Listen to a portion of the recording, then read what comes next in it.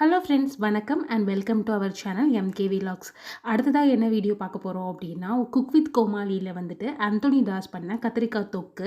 அது அவரே சொல்லியிருந்தாரு, கத்திரிக்காய் தொக்குன்னு சொல்லலாம், இல்லை கத்திரிக்காய் பெரட்டல்னு சொல்லலாம் அப்படின்னு சொல்லியிருந்தாரு. அதில் வந்து முக்கியமாக நம்ம வந்து இதை ஃபுல்லாக வந்து பெரட்டி எடுக்க போகிறதே தேங்காய் எண்ணெயில் தான். ஸோ இது வந்து கொஞ்சம் நிறையவே ஊற்றிக்கோங்க. அதில் கடுகு, கடலைப்பருப்பு, உளுத்தம்பருப்பு அதையெல்லாம் போட்டுக்கோங்க. கருவேப்பிலை போட்டுக்கோங்க.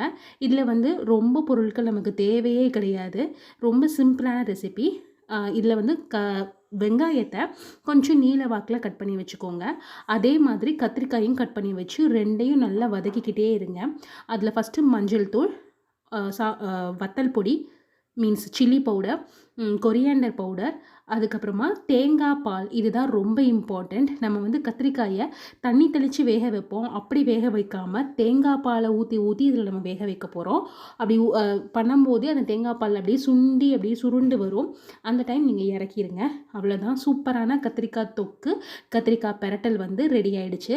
தயிர் சாதத்துக்கு ஒரு நல்ல காம்பினேஷனாகவும் இது இருக்கும். ஸோ வீடியோ பிடிச்சிருந்துச்சி அப்படின்னா மறக்காமல் சேனலை சப்ஸ்கிரைப் பண்ணுங்கள், லைக் பண்ணுங்கள், கமெண்ட் பண்ணுங்கள். நெக்ஸ்ட் ஒரு சூப்பர் வீடியோவில் பார்க்கலாம்.